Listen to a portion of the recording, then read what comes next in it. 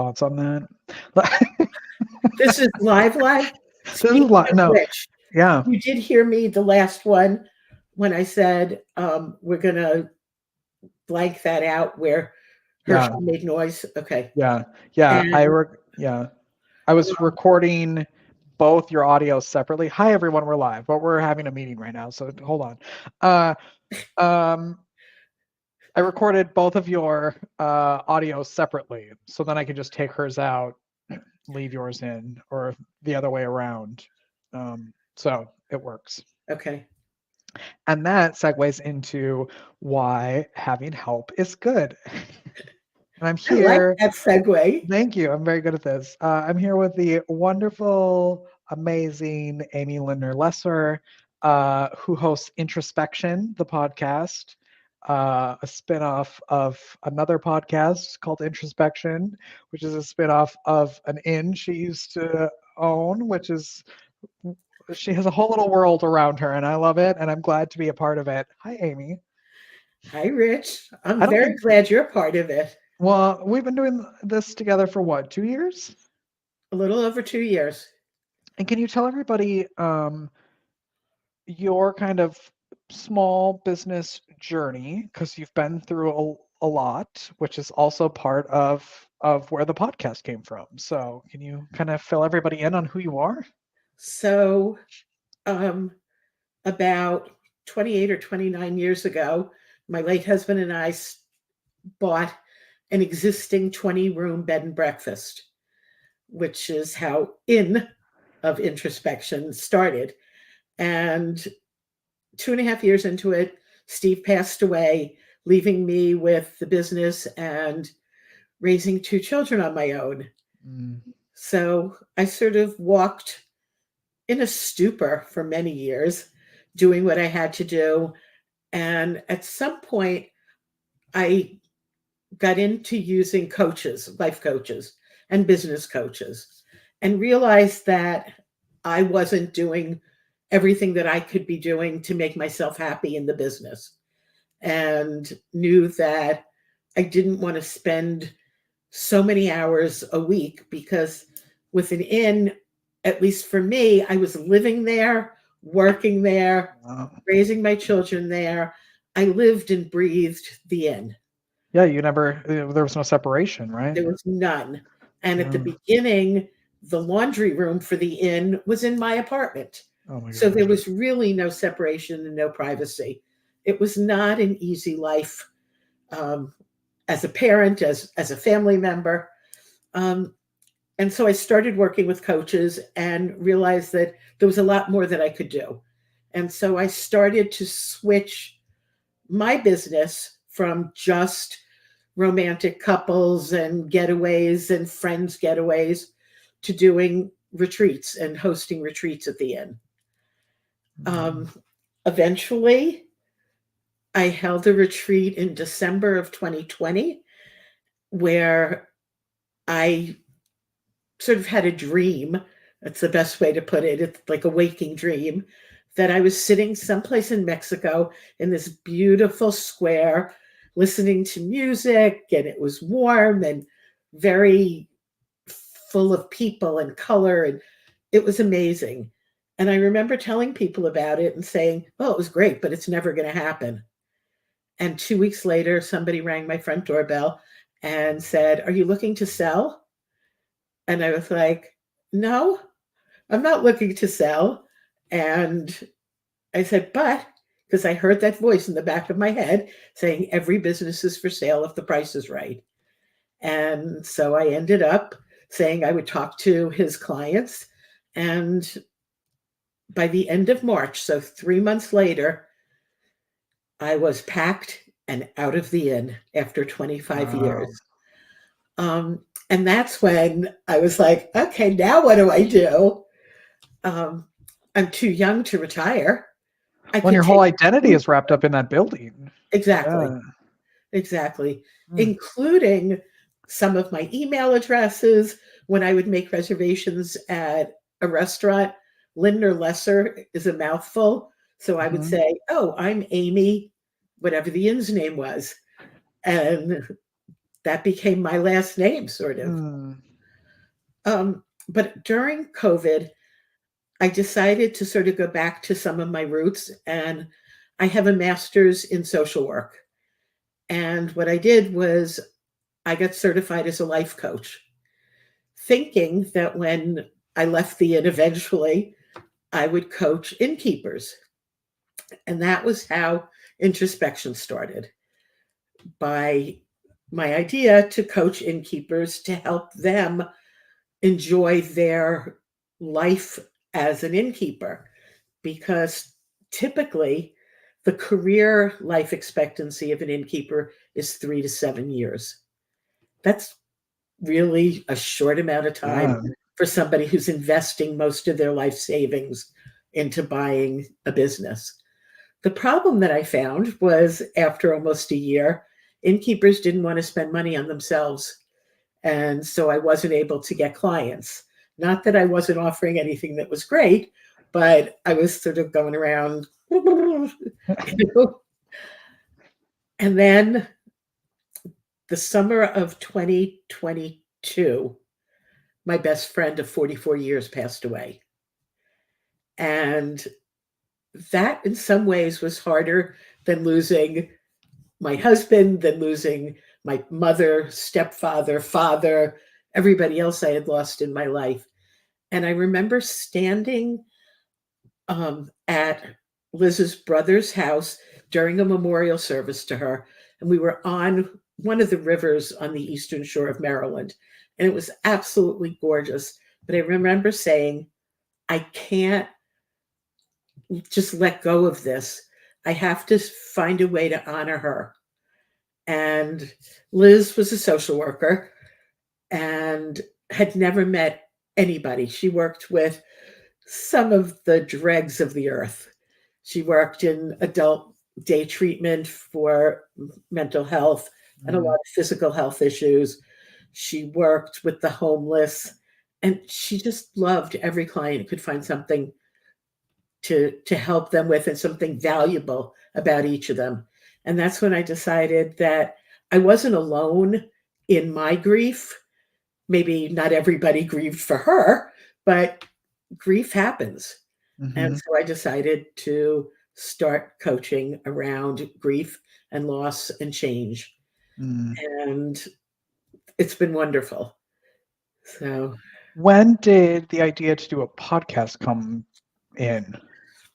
about 3 years ago, I remember talking to some people and thinking, oh, this is a cool idea. It's just coming up on in everybody's consciousness. And then Jack Canfield, not to me alone, of course, because he has no idea who I am. And it was, you can do a podcast. And in 6 weeks, we will train you from knowing nothing to having your first episode produced. And one of the things that I've learned along the way is that when I get that excited, nervous feeling that I don't want to do something, it means, okay, Amy, you need to do Mm. this. And I signed up immediately and took the program. And that, I think we started in September, maybe the beginning of September. And my first episode was live 6 weeks later in October. Wow. And I did a solo podcast for the first episode, which Wow. which scared me more than anything else. And were you recording it by yourself? Like that was because I think you were doing it. Where were you doing it when I met you? I think you were doing it on Zoom, right? I was doing it on Zoom. The two women who started this program, and they're still teaching this course, one of them is a podcast producer. And so they produced the first one, but we recorded them ourselves on Zoom and with something else backing up just the audio. And Mhm. they were not video, Mhm. That's even another thing I had though to push you to even do. though on Yes. Zoom there was video. Yeah. Um, because well, actually, I did. Did I? I'm trying to think. No, because I wasn't airing them on YouTube. Mhm. They were just the audio An versions that went actual on podcast. an Yeah. actual podcast. Yeah. Um, that's it's a scary thing to watch yourself on Mhm. a camera. Mhm. Mhm. And for Yeah. me, it's as scary to listen to myself. So as I've said to you, I never listen to the episodes after I do them. Mhm. I let you post them for me, and then that's it. Most people go, okay, send me the copy and I'll, tell you edits and stuff after I edit it. And Amy says, please do not send me anything. Um, she checks to make sure they're out and that there's a description, and that's pretty much it. But I promise I'm still doing it the way you want to do it. I'm not doing anything else. So Yeah, and we met. we record live, but we don't broadcast Yeah, it live. one So day.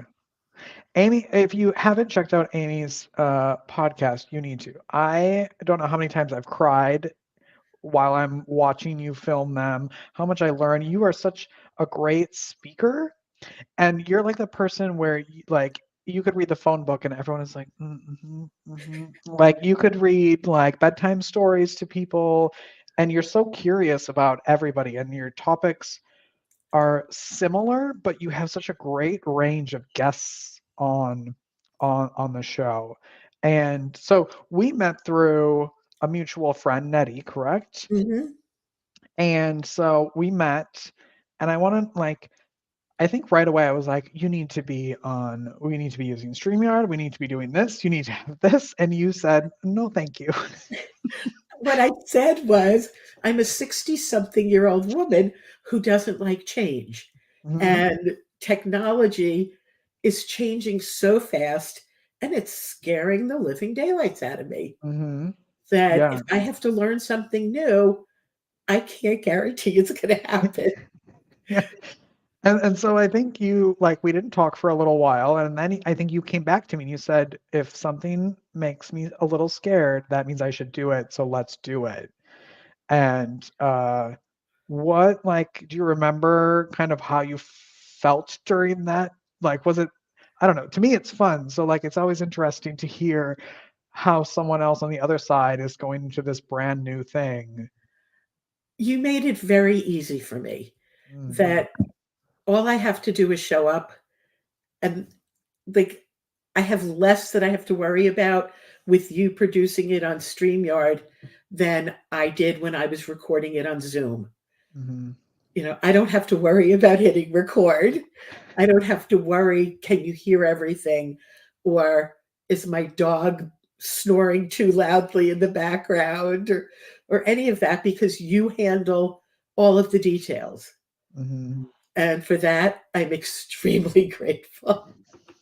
What was that like to find, like, it sounds like it probably wasn't nerve-wracking at all to like give up that control. Some people like it, but was it more just like, I need help, like knowing as a small business owner, like I need help and figuring out how to get that? Because sometimes it's really, budgets are very small for anybody and small businesses, and how, like, why was that a priority to put money into that? There are days that I wonder that.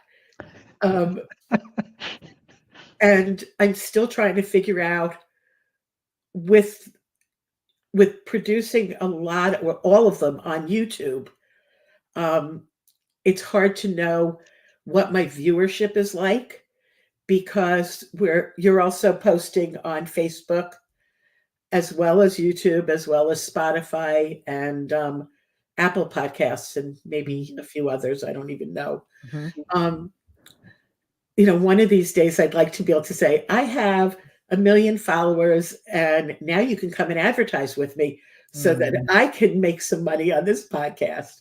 Mhm.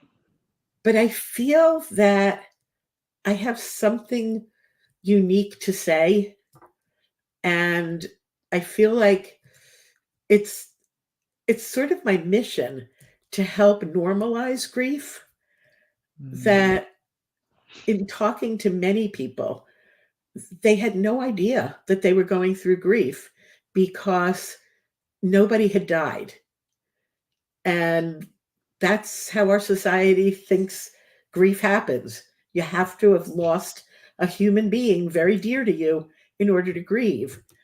And the thing that's so bizarre is that we grieve when there's any change in any significant relationship in our life. So if Mhm. it's a job that you enjoyed, and even if it was your choice to leave it, you grieve.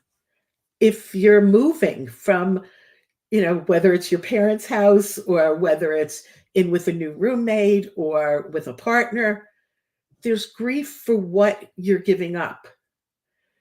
We grieve when we get married. One of the things that makes me laugh when I think about it is I tell people how after adopting our daughters, as they were getting older, I realized that I was grieving for never having been to the bathroom by myself. That there was always somebody following me. It was Uh-huh. like, I just want 5 minutes alone. And I didn't have that. I wouldn't have Mm. changed anything for the world, but there was some grief in that. And I know Yeah. it's a silly thing, but it's one of those things where it's a positive life change, and yet grief happens. And in our society, and it may be true in, most first world countries, that we've we minimize grief, and it's like either the typical thing like big boys don't cry. Why Mhm. not? Crying is an emotion. Grief, you're sad, you cry. Yeah. Or don't worry, you'll find someone else. You're never going to replace that person. Mhm. So to say don't cry over it, or, for a woman who's had a miscarriage, you'll have another pregnancy. That may or may not be true, but you're Mhm. not going to replace the one that you just lost. And so I'm trying very hard through the podcast to normalize it and and let people know how important it is to feel all of our feelings, and to know that you can cry and laugh at the same time, and it's Mhm. okay. It's all part of the human experience. Um, and in the podcast with the guests, I try to pick people who have a different way of working with grieving people, whether it's using Reiki or sound or a breathing technique, whatever it is that we may not normally be exposed to. But if it can help someone, I'm all for it. Yeah. Animals. You've Yeah. had such a great array of topics and guests. Um, do you, not that we don't love all of the guests on the program, but do you have any like standout like things that maybe you've learned from a guest, or something that was shocking to you, kind of, that you learned? Oh my gosh, you're testing my memory. Sorry. I I know. learned I know. I I hate learned when people ask me something. that question because I don't remember what I did yesterday. So, I don't remember what I did this morning. yeah. Um, I've learned something from every single guest. Mm, And one of the things is, and I don't know how this is going to sound, but I don't do a whole lot of preparation before scheduling somebody. So I don't have a set, let me ask you these questions. It's more, let's just have a conversation. mm, mhm. And a lot of the topics are things that I know very little about, but I'm so curious. Um, so there's something I learned from every single person. Yeah. Um, and every single conversation can go on for a lot longer than I allow it to. Mhm, mhm. I just don't know that other people want to listen to 3 hours of a conversation. We should have a membership that you can get the extended version I like for that. 5.99 a month. Also, good note too that like it's a podcast about grief, but it's not a sad necessarily podcast. Like, I know I'm crying half, but that's just kind of me. But also, I'm crying sometimes because I relate so much to things. I'm like, oh my gosh, I learned something. So it's not like a podcast that you're going to listen to and cry because you're laughing. There's like, you're learning. There's all kinds of really great stuff in this podcast. And I'm not just saying that because she pays me to say that. But it really is. Thank you. Is there anything from that you wish we could do with the podcast that like anything that in the future you kind of want to maybe change or experiment with when it comes to the podcast? I would love to try at some point to do a live with maybe even a call in Hmm.